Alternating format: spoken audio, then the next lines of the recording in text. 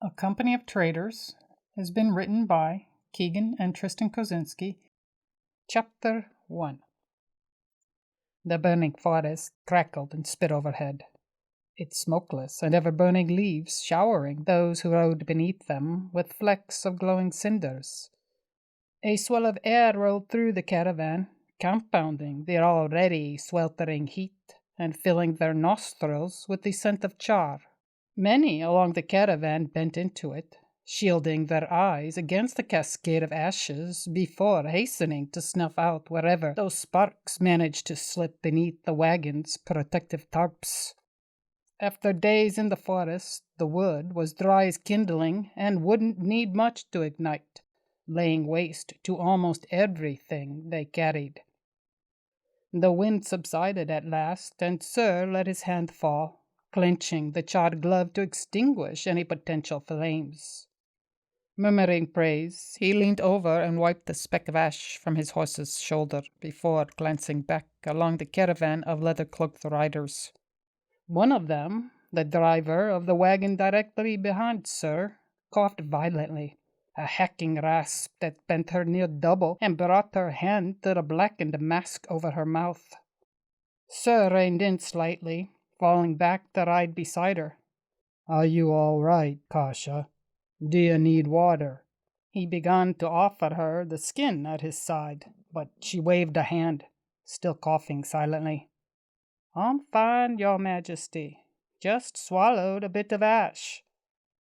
Surr gave her another moment before he retied the water skin and began his return to the front, readjusting the edges of his leather coat to cover the paper sword belted at his hip. In passing the first wagon, he paused briefly to check the hasty repairs to its flank, then the sacks of grain piled inside. All told, the caravan carried several thousand pounds of kamut grain, papyrus, and ivory, their quarterly tithes to the crown. One of the wagons also carried 25 bars of irat, the red gold they dug from the ash seas, the true tithe. Kiera rode up beside him on an uneasy horse shod in rubber and iron to protect it from the embers. She let her soothing hum fade away and pulled aside her featureless black mask, revealing a crimson face. "Majesty, the wagons will not last much longer." "How long?" "No more than a couple hours for the worst cases." "How many are there?" "7." He nodded and raised a clenched fist, calling for the caravan to halt. The ash floor parted beneath him with a cough of smoke as he reined his horse to a stop. "Use the arak paste to reinforce the wheels and transfer as much weight as you can to the horses." "Are you certain, Majesty? We cannot know how far we stand from the end of the forest, let alone one of the outposts. Using the arak could leave us stranded." He shook his head, edging his own much calmer mount toward a surer stretch of ground. "We are not far now. The arak is just to ensure we reach the forest's edge."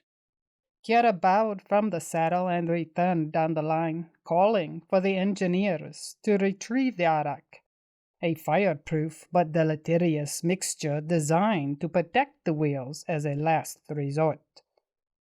The engineers rushed to accomplish Surr's orders. Every second they spent slathering arak on the burnt wheels of one wagon allowed their forest detritus to consume the wheels of another. As they worked, Surr reached a hand into his coat pocket, cautious to protect the piece of cloth near his heart from the falling embers. The fabric shifted at his touch, reassuring him that his promise was intact as the words he had written there filled his mind. 3 words written 5 times, one for every person he had made that promise to. "I will return."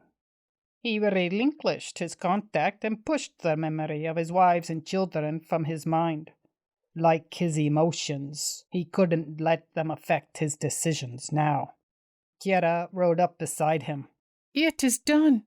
He nodded and motioned for the caravan to start moving once again, disturbing the little mound of ash that had already gathered around the wagons. They traveled another 4 hours before the soot-blackened trees finally parted around them, opening into the charred grass of the inner kingdom. Surr shed his coat and draped it across his horse's hindquarters. Check all the contents and make sure none of it has been damaged. Kiara nodded and fell back, replacing her unadorned mask with the red and black one of Surr's household gods.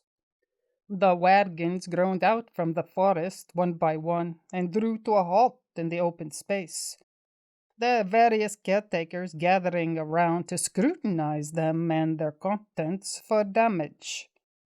The wheels received particular attention because iron coating could only do so much against live ashes.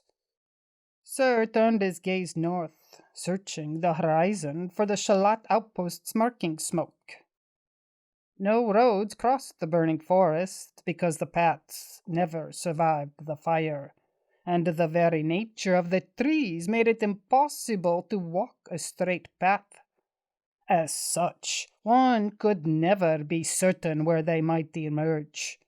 Thus, the border outposts light colored fires and blow great plumes of smoke into the sky, ensuring that travelers could find them. He caught sight of the telltale green smoke rising in the east and returned to the wagons. Kiara emerged from the bustle to meet him, her red hands carefully rolling a finger-length scrap of paper into a scroll. He pulled up in front of her and leaned down to accept the missive. What are the initial damage reports? Poor. Less than a handful are sturdy enough to travel any distance.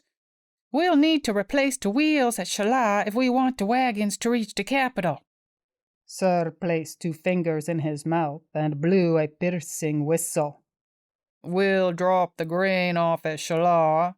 They can handle the rest while we continue. A red and black falcon swept down from the sky to alight upon his arm, its dark eyes looking little short of vicious. He fed the bird a morsel of dried meat from a pouch at his waist, then slipped the scroll into a canister tied to his leg. Take this to Shalat. The falcon gave a cry, and he flung it skyward, where it circled once before carrying their damage report to the Shalat's craftsmen. Surr watched it fly into the distance. Have you spoken with the soldiers again? Made sure they understand my intent and fully realize the possible ramifications? Yes. Are they aware those ramifications will extend to them, and that they are under no obligation to continue? Yes. They have accepted the consequences. He nodded and turned his gaze down to her. Very well. Please inform the Crown's men that we'll be entrusting them with the grain in Shalat. They will question your decision. You rarely accompany the tide past the southern edge of the burning forest and never follow it all the way to the capital. Inform the captain that we carry a special cargo, and that I, fearing recent banditry, wish to deliver it myself. They will not question my caution. As you say, Majesty. She bowed, kissing her fingertips and touching them to her brow. Rising, she spun on her heel and marched to a cluster of pale-skinned men in sleek cream armor. She spoke to them, and they responded politely enough at first, but their voices and mannerisms soon turned harsh, and one of them, the captain, by his blue helmet crest, shoved past her, striding toward Surr with long, pounding steps. Despite his small stature, the man showed little trepidation as he reached Surr and doffed his helm.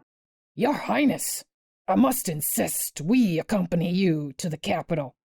Leave your troops to the task of guarding the grain.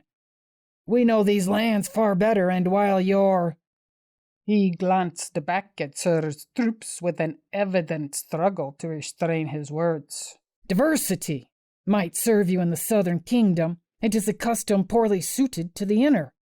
"While your words have merit, Captain, I am unfamiliar with the abilities of your soldiers, and that makes it difficult to command them effectively should a conflict arise.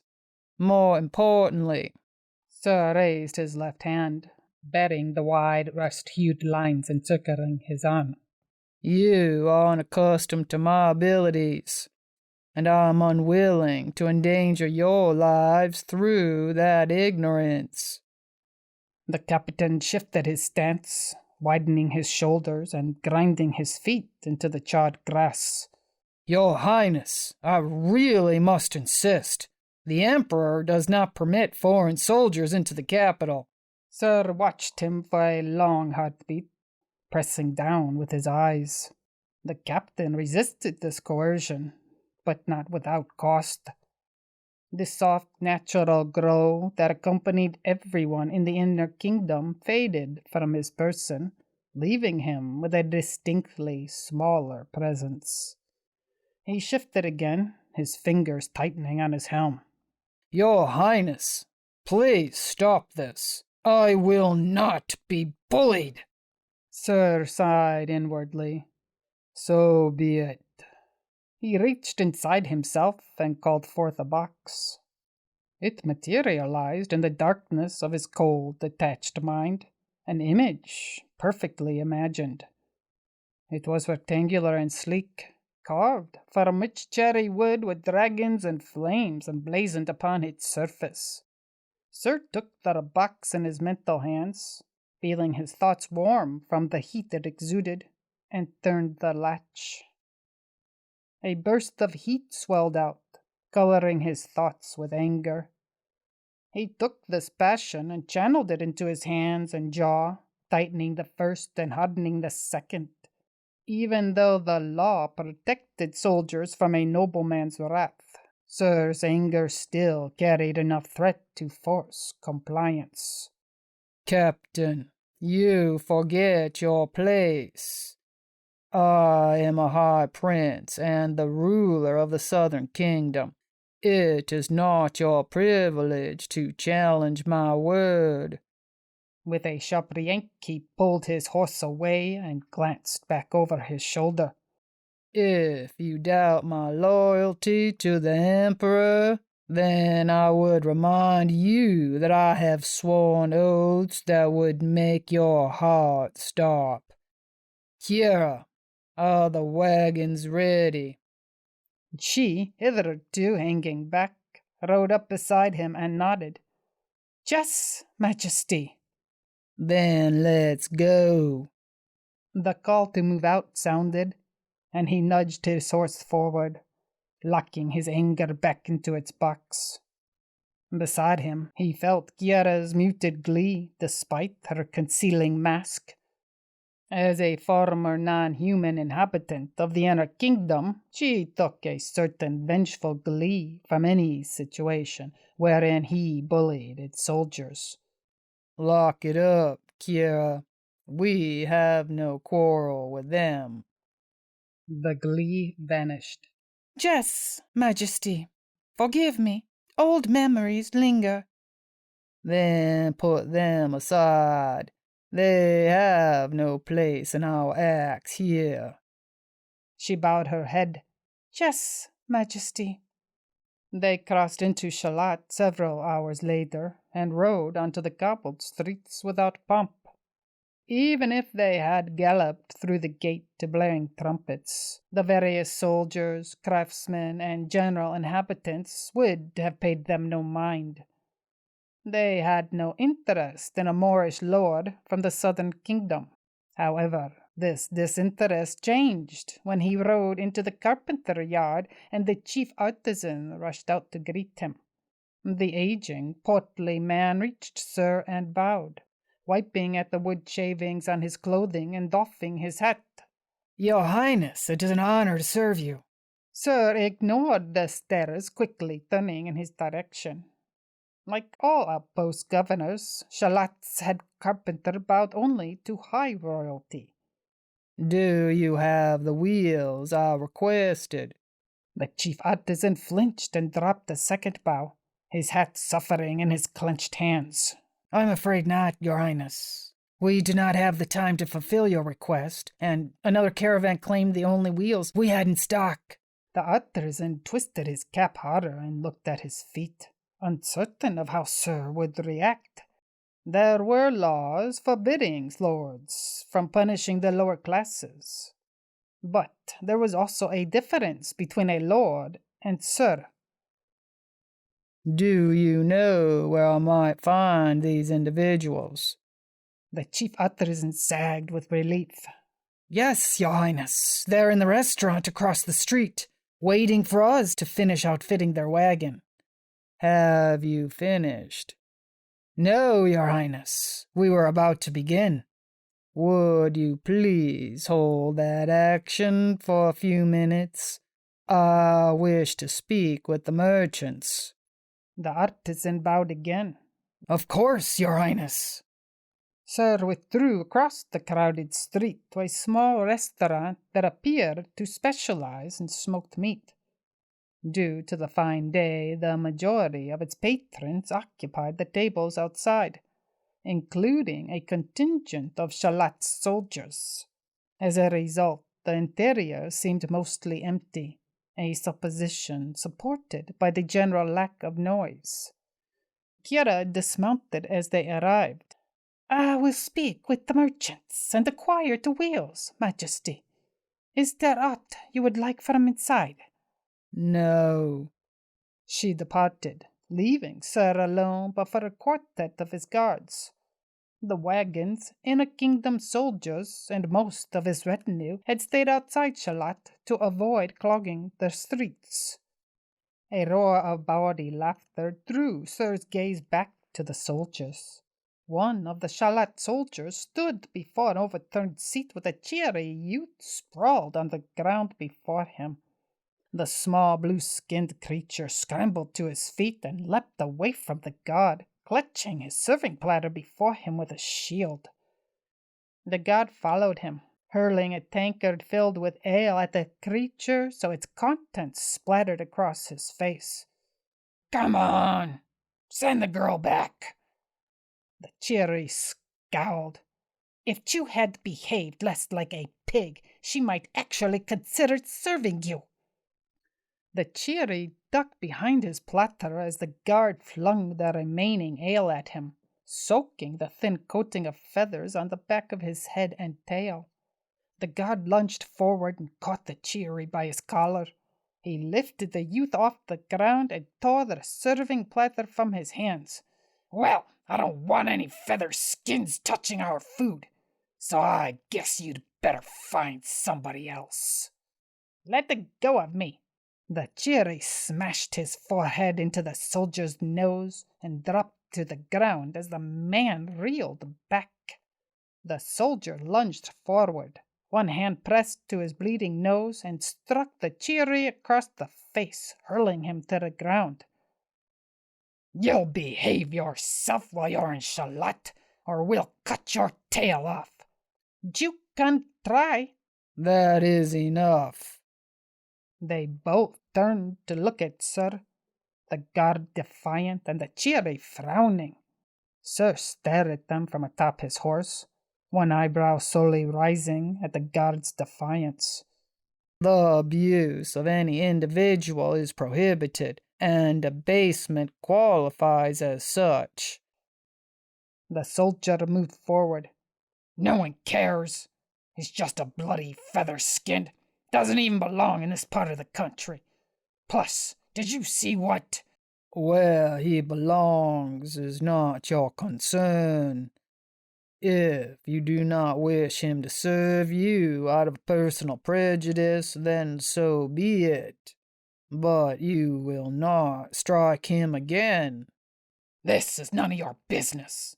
So take your pompous ass and march back south where you belong. Watch your tongue. Kiara's voice snapped across the courtyard, startling the god, who spun around to face her. He sneered. "That Moorish prince of yours might call you a soldier, but that won't stand here." Although the mask concealed her face, Kiara's anger leaked into the air, dangerous and palpable. "Hold your tongue, imbecile! You do not speak to a low-born water baron?" She advanced. "You stand in the high presence of Surr Hakara, High Prince of the Southern Kingdom, Lord of the Ashes, blood of the sun, heir of the—" Enough, Kiara. We do not have time to inflict all my titles on him. Grab the boy and let's go." She strode past the stuttering soldier to grab the stunned Thierry and drag him back to Surr. The god, meanwhile, slumped to his knees. "Please, forgive me. I'm done with you. Go." The soldier sprang to his feet and fled, leaving Surr to rejoin his entourage. Kiara nodded at one of Surr's guards, sending him back to the woodyard, swung up into her saddle, pulling the Thierry after her. "The merchants have agreed to sell their wheels to us if you purchase the entirety of their merchandise." Surr nodded acquiescence and addressed the young Thierry. "What is your name, boy?" The youth squirmed behind Kiara, his tail curling in the air behind him. "Basilis, why did you do that? You just costed me my job, and now nobody hired me." "And I fully intend to repay that debt. I can offer you a lump sum of money or employment in my service." The youth's eyes widened. "What? Serve you? A young prince? What would I even do?" Surr shrugged. "I'm sure we could find some use for you." "No, I'm not buying that some blood of the whatever is going to hire me. You're full of horse." "Hold your tongue!" Kiara elbowed him in the gut. He grunted and wheezed. "Is that all you know how to say?" Surr felt the box of amusement stir in his mind and pushed it a little further down. "Do not make this decision lightly. What I will require of you is far from easy, and will not see you hailed as a hero." "Yeah, what are you going to make me do? Clean the latrine? I've already done that 100 times." Surr glanced back at him, the box of amusement stirring once again, and this time he let it open a crack. "No, we're going to kill the Emperor." Chapter 2. Surr rode through the capital's clogged streets, his passage forcing the kimono guard inhabitants to step aside. The people didn't complain, though. They merely grimaced or touched their forelocks to Surr and pressed themselves against the raised walkways flanking either side of the street. The rich turned to look down upon Surr from these raised walkways, many wrinkling their noses at his travel-stained clothing or whispering questions to a companion. A gust of wind brushed past Surr, disturbing the braids of his hair and momentarily filling his nostrils with its accrued scents. 1,000 banners flapped all around him, their vibrant colors decorating every available post and edifice with the sigils of their family's ancestry, sovereign lords, and status. Those colors and their accompanying sigils were echoed in the kimonos they all wore.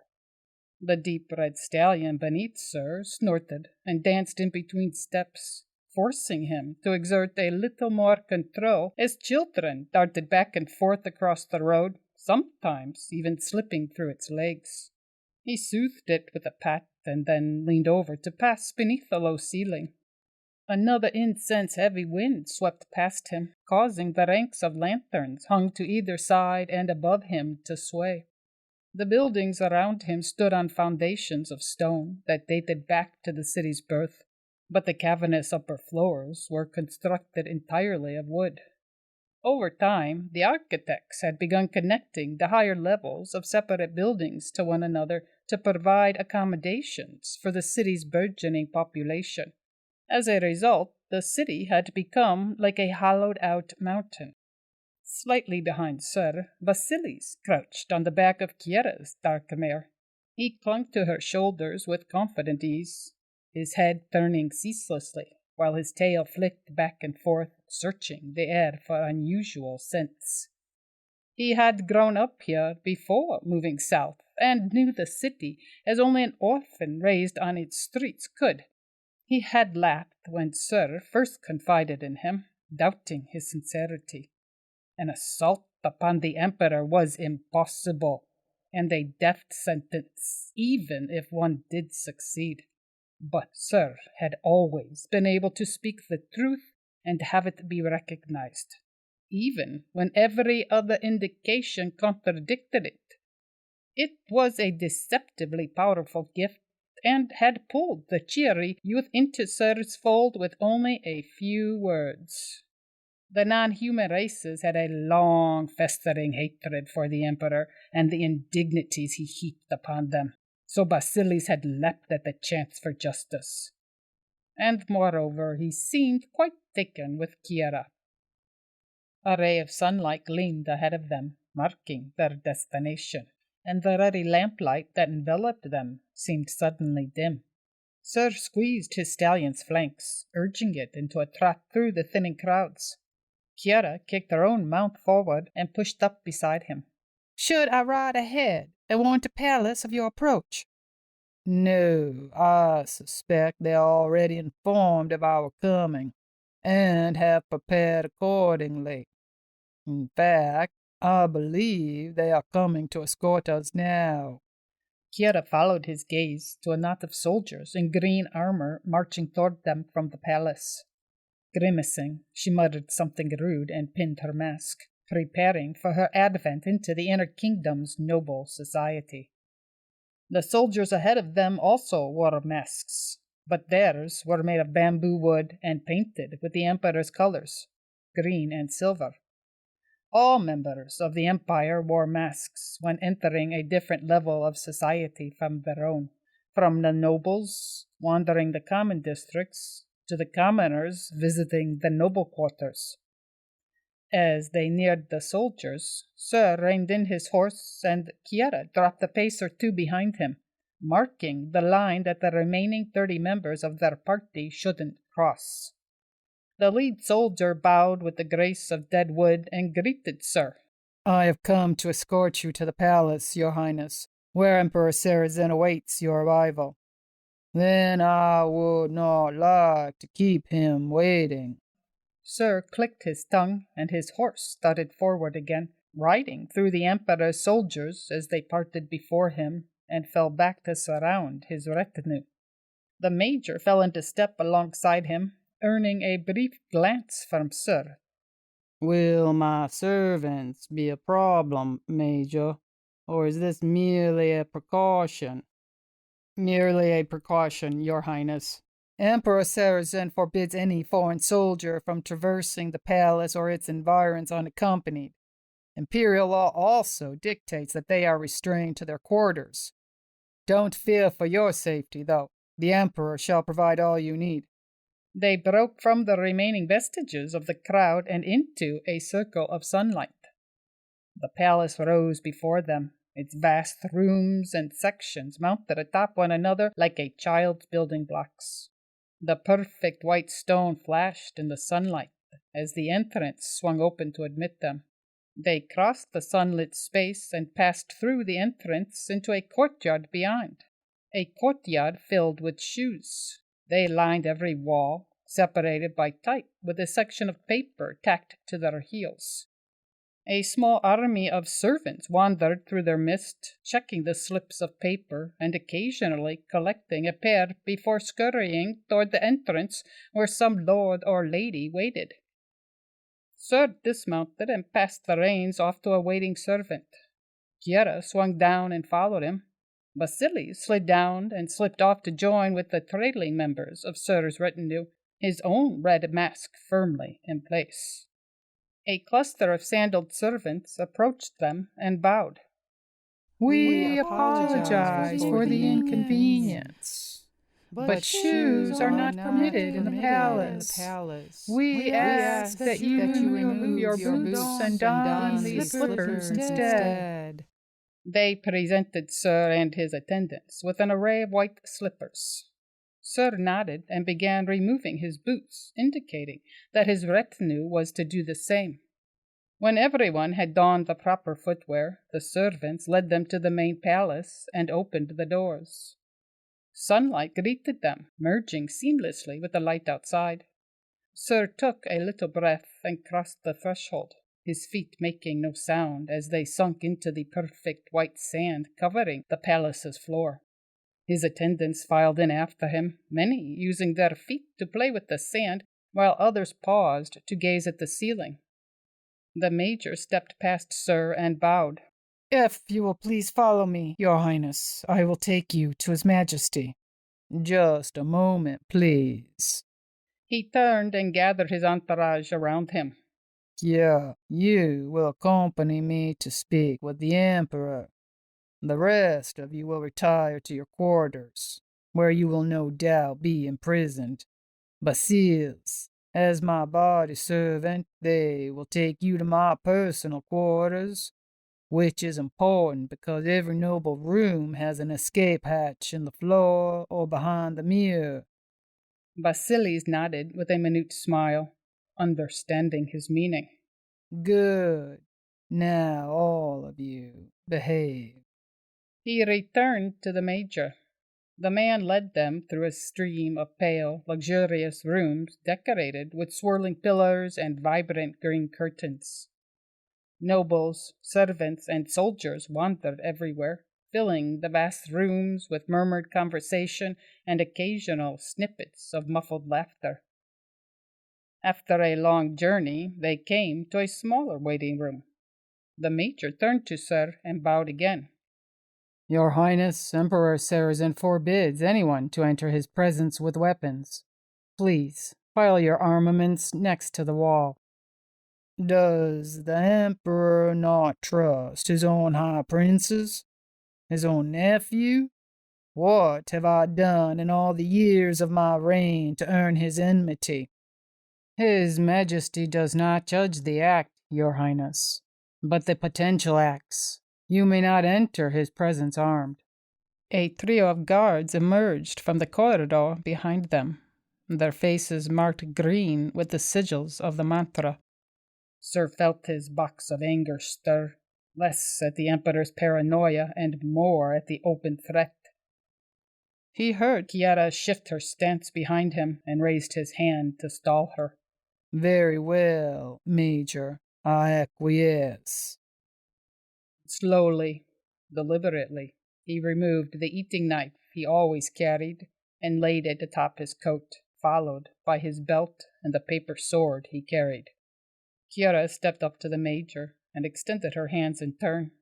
She had no connection to the mantra, but she needed no weapons to kill.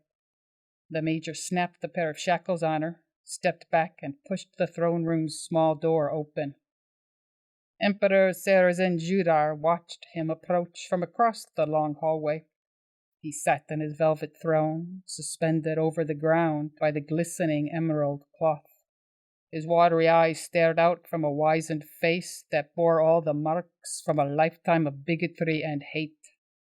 He dragged himself up from his reclined position with skeletal arms and slumped in on himself with a dry laugh.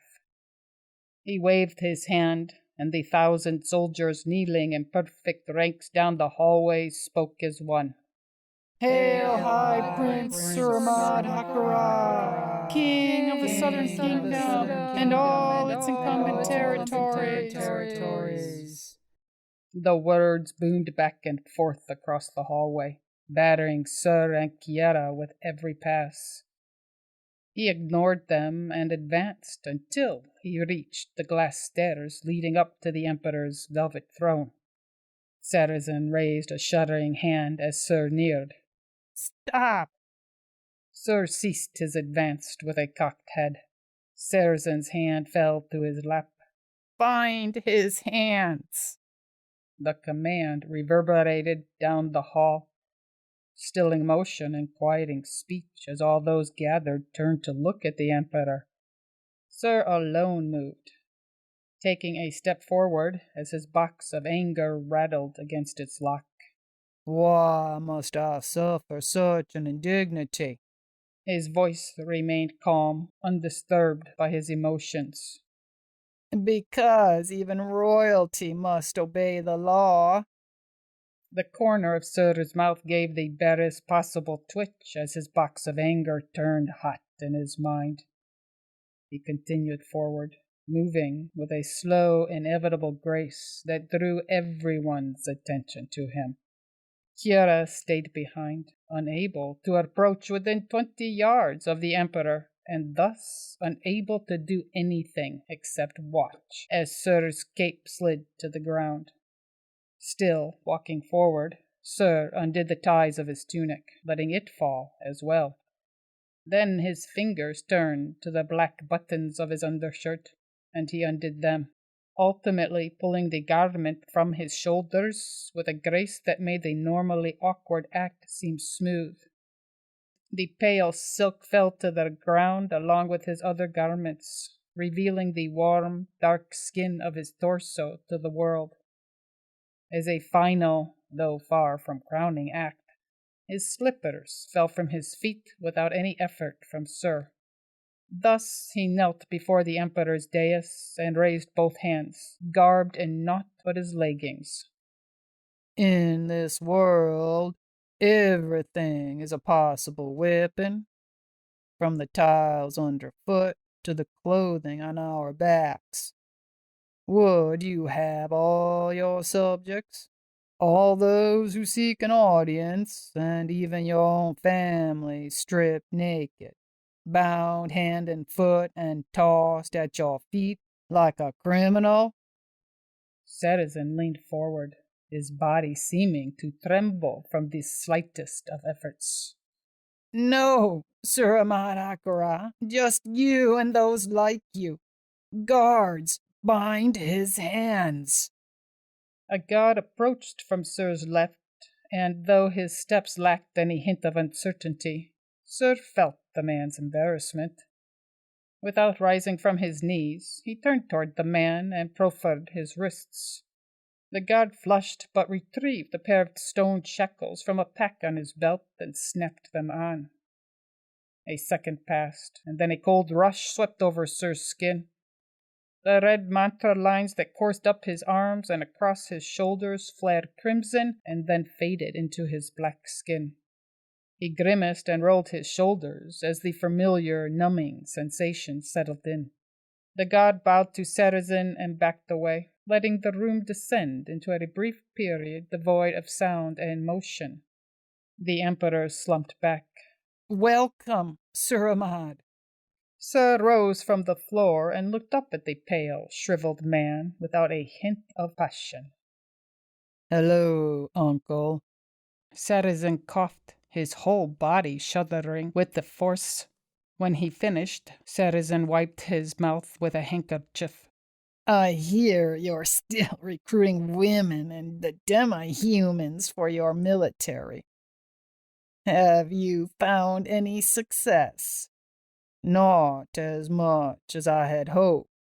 The demi-humans all have particular flaws that I am struggling to circumvent. It was an easy lie to tell. Any possible guilt stolen by the Emperor's decades of coercion and deceit. Sarizen wheezed a laugh. I told you it would fail, but you and your aspirations to make use of those creatures is not why you stand before me. Why have you come to the capital? To deliver the IRAT in person. As you have done for the last 20 years? No, do not try to deceive me. My soldiers were transferring the Irad since before you were born. I do not lie. Bandits attacked the mine twice in the first months of the year, and then again when the miners were transporting it to Sahad. I did not wish to risk a fourth assault. Sarizen growled. This is what comes of arming the demi-humans, sir. They seek to grow beyond their station. You told them lies of equality and honor, hoping the idiots would join your army and die for you. But now those lies are poisoning their thoughts, leading them back toward their violent tendencies. You will halt your experiments immediately. I will not risk a second supremacy war. Surr bowed his head. It will be done, uncle. Inwardly, however, his box of anger seethed and rattled. He knew the bandits were Sarizens, sent to abscond with the Arat so the southern kingdom would have to pay the full tithe in grain. Sarizen slumped back into his throne. Good. How are your wives? Are they finally behaving? Surr's box of anger cracked. He ground his hand into a fist and forced the box to subside.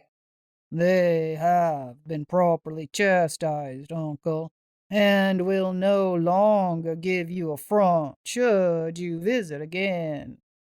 I don't know that I shall. It's a barbaric custom, having multiple spouses. Surr felt Kiara's temper spark, but did not look at her. It is the custom of my people, uncle. I would be remiss not to partake. Sarizen waved him off. How long do you intend to stay? Sarizen's small, evil eyes flashed with something approximating greed or anticipation. Surr saw it and recognized the man's hatred for him. Only for a day or two, uncle. Just long enough to rest for the return journey. Then I shall throw a welcoming party for you tonight. We can't have your stay be unmemorable. Your attendance is mandatory, of course. Of course, uncle. Surr bowed his head and stood. Is there anything else that you would request of me before I depart? No, just that you have a good time. Surr acquiesced with a nod of his head, turned and strode back along the hallway, whispering to Kiara as he went. Be careful tonight. He intends to kill us. Once outside the throne room, a guard freed Surr of his manacles and then escorted him to his quarters. Chapter 3. Dressed in the crisp white tunic and pants of visiting dignitaries and unaligned families, Surr pulled aside the green curtain and crossed into the unoccupied space beyond. Kiara followed him, glancing at the four curtains gently shifting around them. One fluttered at the corner as someone walked by on the other side, their voice muffled by the thick velvet. It was the night of his meeting with Sarizen and the opening moments of the party. Most of the expected guests had already wandered the curtain halls, but Sarizen had issued an open invitation to all members of the nobility, so more were anticipated. Surr crossed the small curtained space to the round table situated at its center, and perused the various hors d'oeuvres arranged there. Kiara shadowed him, her sharp darting gaze scrutinizing every shadow or movement for possible threats. Watching her from the corner of his eye, Surr felt his box of laughter shudder, and motioned at the table. Go on, Kiara. We are in no danger yet. You might as well enjoy yourself. She glanced at him warily, then slipped forward, doffing her mask and taking a seat at the table. She ate sternly, but the pleasure bubbling off her belied the facade. Surr felt his box of laughter shudder again and moved to take the opposite seat. The curtain to his left flared open, and one of the crimson-skinned Rakari, wearing the apparel of a lord, stepped through. The Rakari pulled the curtain closed and then glanced at his surroundings, noting Surr where he lounged in the chair and Kiera where she savored a small bowl of cream and fruit. The Rakari's eyes widened when he saw one of his own kind eating so comfortably with a human noble. Then they flashed with recognition. "Oh, you must be the High Prince Surr Akara." Surr stood, performing a shallow bow. "And you must be the infamous Jira Lucenbone, the Rakari Duke." The Rakari grinned. "So, you've heard of me even in the Southern Kingdom." "You're the first non-human to hold a position of nobility in the last 100 years. We heard of you in the first week. Besides..." Surr glanced at Kiera, who now stood at attention with her mask repinned. "My aide has been following your exploits with great interest." And many others of our kind. Do you mind if I sit?" Surr motioned him forward, and they both sat. "Unfortunately, I'm still accustoming myself to noble society. Take these bloody curtains, for example. How am I supposed to find my way in them?" "They're intended to be confusing and isolating, so do not feel too out of place. I only know of a few men who can find their way around the Emperor's parties." "Well then, how does the Emperor find his way?" "He never makes an actual appearance down here." Surr pointed to a curtained balcony hanging from the ceiling. "He prefers to watch us stumble around." "Ah, I see. It's just another one of his games. How can you all stand it? I've only been here for 2 years, and I already want to crush his head in. Do you know, last week, he had 2 of my kin fight over a promotion to the city watch, and then he denied the winner on account of his bestial tendencies." Jira growled under his breath, his hand tightening on his goblet enough to disfigure it. "Thankfully, he doesn't seem to have many years left. He should die of age soon." "I wouldn't count on it. We have been waiting for him to die for 15 years now, ever since his son passed away." "Wasn't he your brother?" "What? Oh, no. I'm not related to the Emperor by blood, merely by position." "But one of my aides called you his nephew." "Ah, yes, that is merely a tradition. All 4 high princes are considered part of the royal bloodline." Surr plucked a cherry by its stem from a bowl of cream. "It's not entirely meaningless, though. I am 3rd in line of succession behind the Western King and the Prince." "What about your children? Do they challenge your claim to the royal bloodline?" "No, they do not. At least, not until one succeeds me. Speaking of succession, however did you manage to get named Count Rubok's heir?" Jira laughed. "I didn't do anything. It was all that bastard's doing." Surr cocked an eyebrow.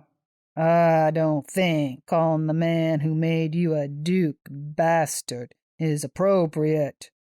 Jira leaned back. "Nah, the man was a bastard to the day he died. The only reason I got named his heir was because Sarizen did something to piss him off. So he sent his manservant out to grab the first non-human he could find. I happened to be passing outside at the time, so he dragged me inside, and the next thing I knew, I was the official heir for His Grace Duke Namas Rubak. It was all done out of spite, so I called the man what he was, a bastard." Jira leaned forward. "By the way, I hear Southerners share my people's polygamous practices." Surr's box of joy rattled as he remembered his family, and he let that emotion whisper out of its confinement. bringing a smile to his face. Yes, though not without some differences. How do you mean? Surr let his smile expand to a grin. My sister has 3 husbands that she abuses terribly. Jira laughed. And how many wives do you have? With a little effort, Surr locked his joy away again. It was not the time to think of his family, and he had something else to do before the night ended. He rose with a bow, and Kiera hurriedly joined him. I have 3 wives, all of whom I love dearly. Surr allowed himself the hint of a sad smile. Unfortunately, I cannot speak of them as much as I would like, or with you as much as I would wish. There is something that needs my immediate attention. I'll bid you farewell and wish you a safe evening. Jira Lusenbond stood and bowed. It was a pleasure to make your acquaintance, Your Highness. I hope we may speak again. Surr tipped his head in acknowledgment, and then strode to his left, pulling aside the curtain hanging there, so that Kiera might slip through ahead of him. When he stepped into the next little area, she already stood before the opposite wall, holding the curtain open for him. The various lords, servants, and guards straightened and bowed to him as he strode past them. Many spoke polite nothings or murmured little greetings, doing their utmost to avoid his attention without breaking social customs. Surr knew they didn't fear him so much as what being associated with him might inflict upon them. As such, he let them bow and speak their vapid greetings and ignored them as they so desperately wished. Continuing into the next room, Surr found it unoccupied except for a square table and one of the many games members of the inner kingdom's nobility liked to play. He continued moving, striding down the long room without a glance at the table, and connected to the mantra. He did not submerge himself in it, and thus the world did not change around him. But he listened to its currents and searched for the music of those who were connected to it. A number of people rose in his senses, their connection to the mantra whispering in his ears, tickling his nostrils, and stinging his tongue. He discarded these, pushing them away from his consciousness until he found the one that he wanted. Surr changed course, headed north, and released the mantra. Caught off guard, Kiera rushed ahead of him to pull aside the curtains and clear his path. They traversed another 5 rooms, 2 with games and 3 with food, before they reached a circling corridor. He turned left, slowing his pace as voices trickled to him from further on.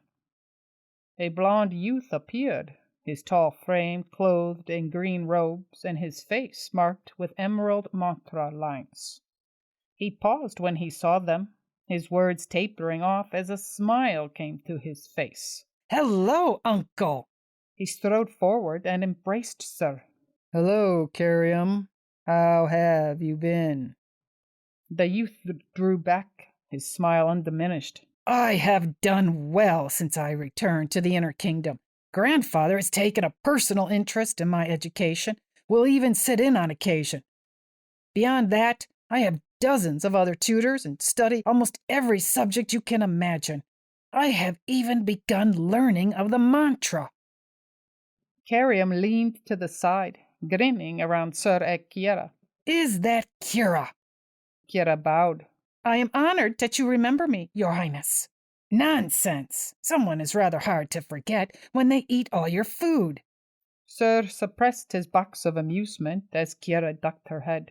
He laid a hand on Carium's shoulder and propelled him forward. Come, let us walk where there are fewer prying ears. Carium nodded and motioned for his attendants to fall back as he strode down the corridor. So, what brings you to the capital, Uncle? You haven't called here since my father died. Mostly I came to protect the tithes, but since I was coming, I thought I might bring a surprise for your grandfather. Speaking of him, How is your grandfather? He looked ill when I spoke with him earlier." Kiriam rubbed the back of his neck with a sigh. "I don't know. The doctors all say he doesn't have long to live, but he's not one to give up without a fight." Surr pushed out a snort of laughter. "No, he is not. The doctors have been proclaiming him on death's bed for 15 years, but the old bastard just laughs them off. Still, I don't know how much longer he can pull through, even if he is using the mantra to extend his life." He wouldn't dare. He knows using the mantra to extend life is forbidden." Surr felt his box of pride stir just a little at his nephew's words. He had been friends, brothers almost, with the boy's father. But the man had died 19 years ago, leaving an infant son and Sarizen to reassume the crown. Surr's box of rage rattled at the memory of his friend lying beside his wife in a muddle of stained sheets. No one ever spoke of it, especially not the nobility. But everyone knew it was Sarizen's doing. Thankfully, even Sarizen could not ignore the laws governing matters of death. Surr had taken custody of Kiriam as his godfather and squirreled him away in the southern kingdom, far from Sarizen. His custodial rights ended the moment Kiriam turned 18, however, and Sarizen had called him back to the capital within hours of the day's arrival. This had transpired early last year. He woke from his ruminations and glanced up as a pair of servants scurried across their path and vanished into the curtains on their left. "Your grandfather is the emperor, Kiriam. He dictates our laws and doctrines and is thus above all of them. It is his prerogative to extend his life through the mantra if he so desires." They turned a corner, arcing outward from the hall center. "Still, you must realize and accept that you are next in line for the throne. Are you ready for that?" Kiriam looked down. "I don't know. Everyone says that I'm ready, and I've even conducted audiences. But, the thought of sitting up there on the throne terrifies me." He looked up at Surr. "Does that disappoint you? Does it make me weak?" "Some would say that a reluctance to take the throne is wisdom, but I think it is more apt to say that a desire for the throne is unwise." He met his nephew's gaze. "But you cannot rule a kingdom from a position of fear, Carr. You must have the strength to carry it in times of despair. Always remember that first and foremost you are a caretaker, a protector, and if you cannot do that, then you are unfit to be king." Kiriam slowed and stopped. "Do you think I'm ready?" Surr faced him. "Have you killed a man yet?" Kiriam jerked back with a gasp. "What? No! "Have you seen a child being born?" No! "Have you slept in the wilds? Have you learned of hunger?" Kiriam drew himself up and met Surr's gaze. Yes, I have." "Have you helped to build something, a house, a toy?" "Yes." "Have you destroyed something?" "Yes." "Do you understand what I'm telling you?" "Yes, I must know what my people experience." "No, you must know what your actions may inflict, the pain and the joy. When you become emperor, you will hold the lives of millions in your hand, to build or to destroy, and you will have to choose constantly between the two. Not every life can be saved, and some should not." Kiriam looked down. "So, you do not think I'm ready?" Surr resumed walking. "No, but I was not ready when my father died either." "Then what should I do?" "Learn to act. Whether it results in good or ill, an emperor must always act. The only thing more disastrous than a king who will not act is a king intent on destroying his people. Kerium stopped again. Like grandfather? Surr glanced back at him, silently questioning. Kerium slowly advanced, his brow furrowed. The way grandfather treats the non-humans, it's not ambivalence. It's intentional. Surr nodded, yes. A bell chimed nightfall in the distance, and he glanced toward the Emperor's balcony as Kiera stiffened beside him. I must leave you now, Ka. Your grandfather and I have business, but I would like to ask a favor of you. Please return to your rooms and stay there for tonight. Kerium frowned. All right, Uncle, but why? Please, do not ask why, for I haven't an answer. Just trust me. Kerium nodded and then slipped away, leaving Surr alone with Kiera. She turned to him, speaking softly.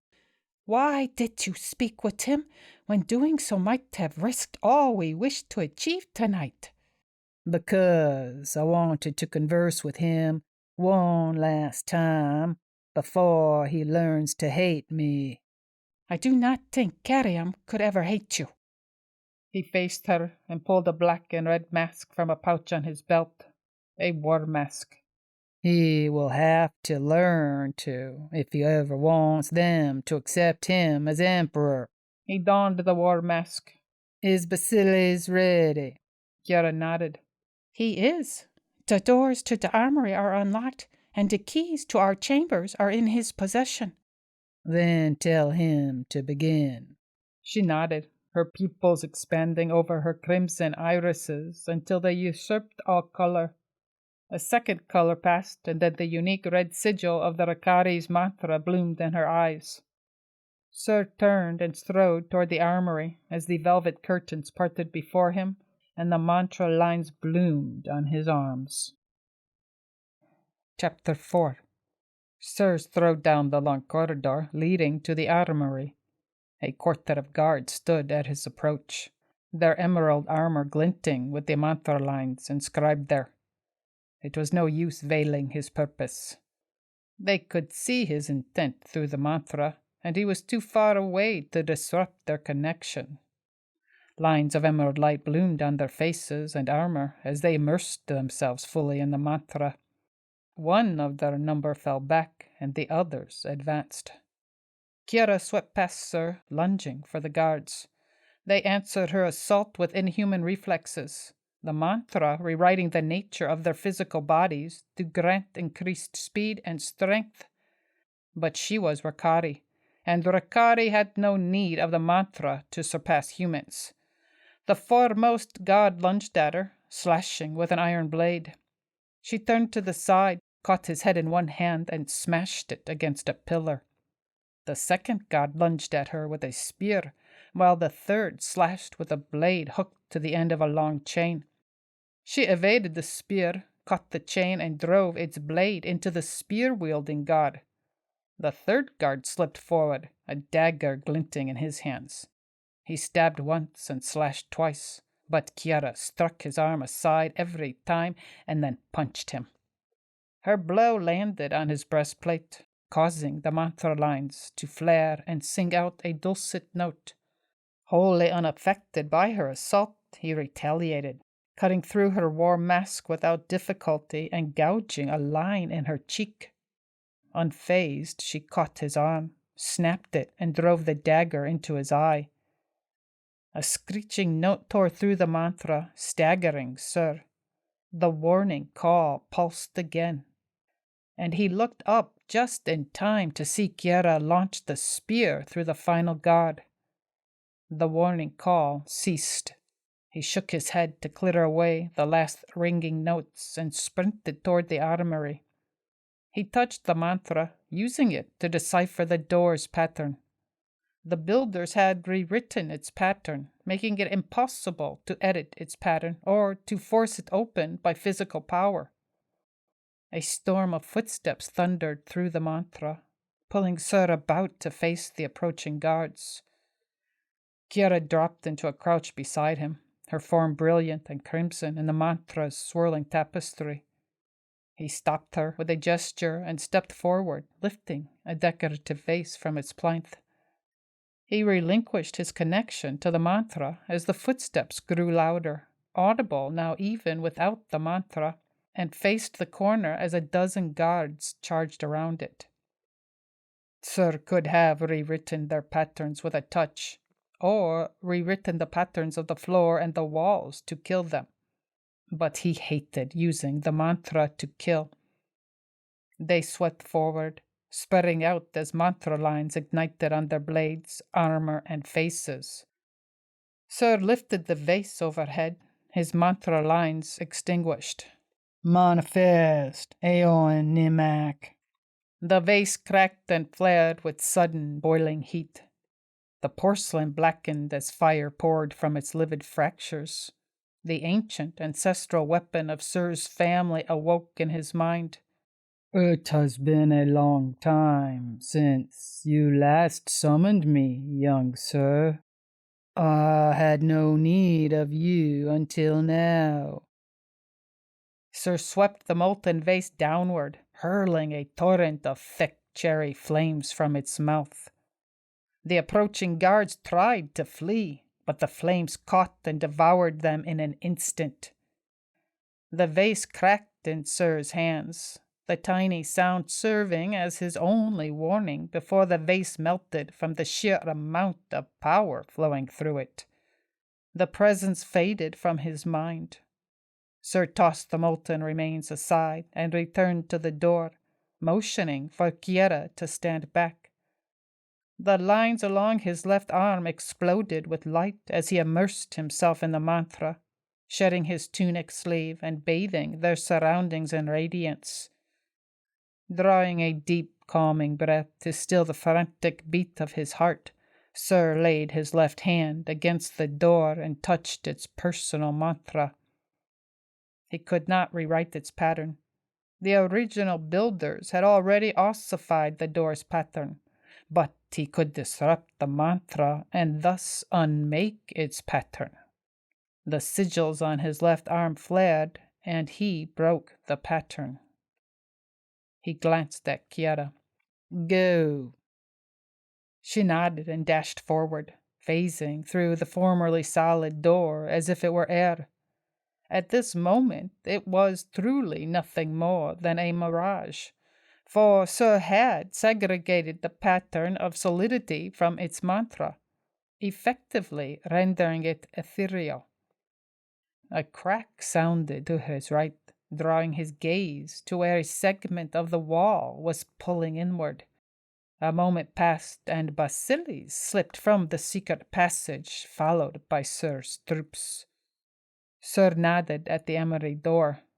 It's open. Hurry and arm yourselves. Then get to work. The soldiers streamed past him, working quickly to arm themselves with any mantra-worked armor or weapons they could find. Kiera exited as they entered, her arms filled with paper swords, vessels for Aeon Nimak, and a full suit of emerald mantra work armor. She handed the paper swords to Surr and began donning the armor. Where am I to go? Go with the others and prepare for our departure. They will need you if they encounter a true scribe. And where will you join us? In the courtyard, if things go well. Outside the capital, if they do not. Basilis has successfully locked the servants' quarters, armories, and sleeping floors from the outside. Casualties should be minimal. All you need to worry about is Sarizen and his gods. Good. The last of his soldiers slipped from the armory, and Surr released his disruption. Kiera bowed one last time, and then sprinted down the hallway with the remaining members of his retinue, all of them now dressed like imperial guards. He pushed them from his mind and looked at the palace ceiling, immersing himself further into the mantra.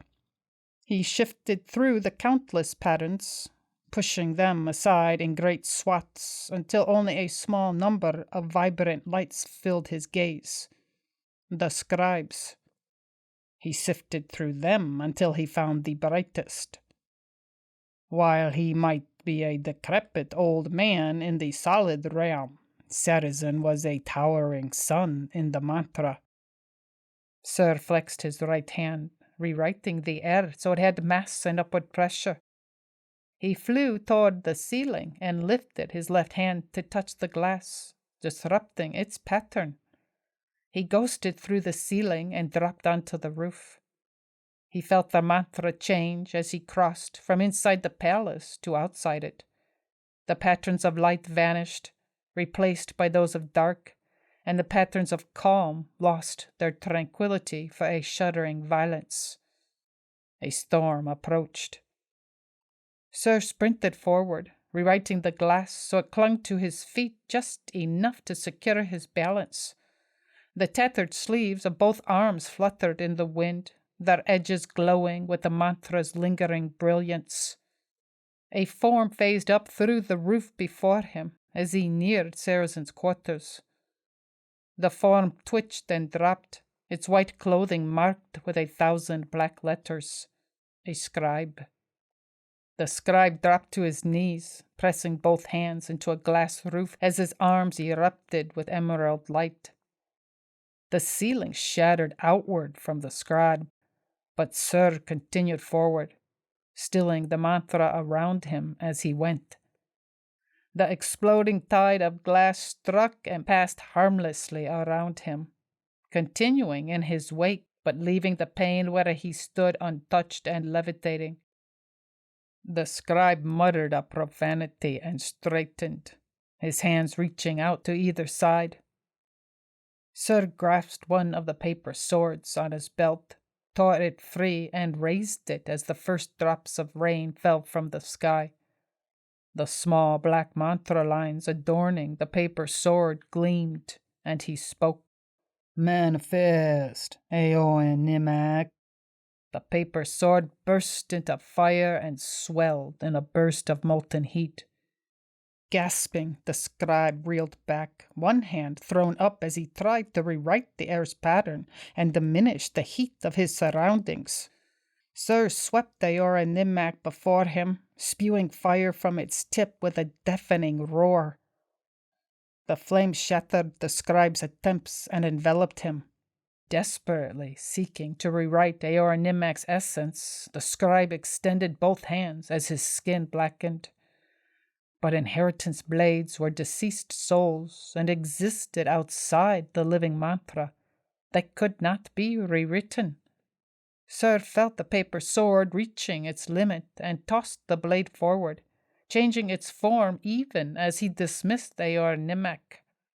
The inheritance blade vanished, but its fire lingered, compressed into the shape of a burning lion. The beast howled and vaulted down through the shattered ceiling into the middle of Sarizen's remaining guards. Surr drifted forward, propelling the pane of glass upon which he stood until he hovered over Sarizen's quarters, and then he dropped down.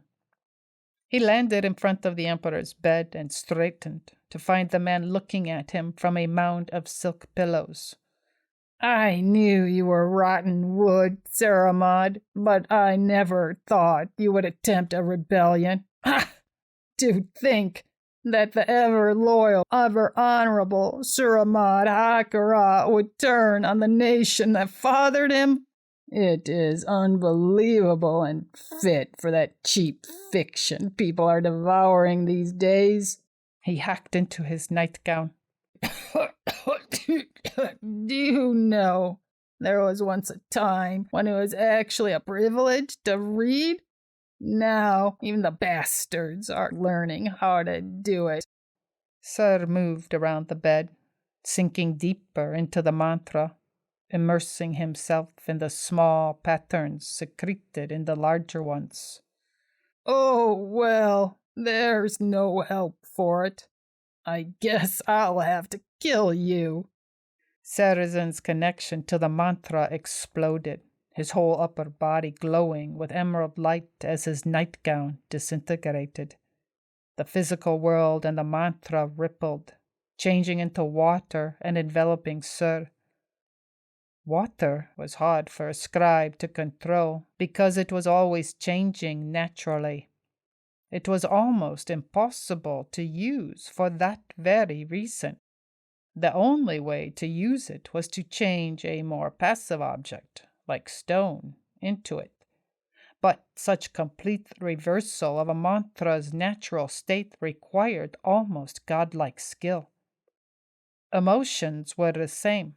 They were so volatile in nature, so easily swayed by a simple word, that they interfered with the scribe's inner mantra. So the scribes locked them away, rewriting their own mantra to exclude emotions. This was the origin of Surr's boxes. But unlike most scribes, he could revert that change. The water crashed around Surr, clawing at him and pressing down. But instead of changing its pattern, Surr disrupted it. Discord throbbed through the churning, stilling it for an instant, and Surr struck. He rewrote its mantra, turning the water to ice. He felt Sarizen's wrath explode through the mantra and deepened his own connection, reaching throughout their immediate environment and froze the mantra. The world fell silent around them, its color fading away, its texture vanishing, its taste disappearing, and its smell dying. There was nothing around Surr, not even darkness. They were separated from the mantra. He reached down and spoke without words or sound. Manifest, Aeon Nimak. Fire boomed in his hands. For Aeon Nimak was not of the mantra. This place was more his world than either Surr's or Sarizen's. Manifest, Teniomanin Sefer. Emerald light bloomed in the emptiness as Sarizen stepped forward. He raised his hand, a sphere of liquid light swirling in his palm. What have you done? I have taken you to a battlefield where you cannot fight, uncle. Without the mantra, you have nothing. Even Teniomanin Sefer cannot protect you. We'll see about that. Sarizen struck, throwing his hands forward and hurling a stream of light. Surr struck it aside with ease. Inheritance weapons were powerful, but how much of that power one could manifest depended entirely on the user, and Sarizen was frail. Sarizen collapsed into a hacking fit, Teniomanin Sefer extinguishing from his hand. Goodbye, uncle. I hope you realize that I do not do this from hate or for revenge. I do this because you are poisoning our people and killing this land. Sarizen looked up, unable to speak through his coughing, but his eyes cursed Surr with a lifetime of hate as Aeon Nimak's flames devoured him. Surr dispelled Aeon Nimak with a silent farewell and released the mantra. The world flooded back into focus, leaving him standing at the center of a shattered bedchamber. He turned and ran, vaulting from Sarizen's room to the next ceiling down, and so forth until he landed in the courtyard of Shoes. Kiara galloped up to him, guiding a second horse with one hand, while a pair of leather boots and coat lay across her saddle. She reached him and tossed the traveling gear. Is he dead? Surr kicked off his slippers, pulled on his boots, and slipped into the coat. Yes. He swung up into the saddle and began to spin the horse forward until a voice split the night. Why? He turned in the saddle as Carium sprinted down the steps with nothing more than an iron sword and a green robe to protect him. Why, uncle? Why did you have to kill him? For all of the man's faults, Carium had loved his grandfather. Turning his horse around, Surr rode up beside the young man. I did what I thought right, your majesty. Sarizen was killing this land with his bigotry and his greed. I understand that this is treason, and I take full responsibility for these actions. Kerium slumped to the ground. But you swore oaths. Yes, I swore oaths to the Emperor, but also to this nation and her people. When faced with a choice between the two, I chose the path that would lead to the least pain. Call me what you will, Your Majesty, but I still consider myself a servant of the crown and her people. I will send the summer tribute when the time comes. I ask that you do not slaughter my messengers. Please, Uncle, take the throne. It is not my place to rule this kingdom, and I did not commit this sin for power. Please, they'll want me to kill you. I know, and if I were alone, I would accept their judgment.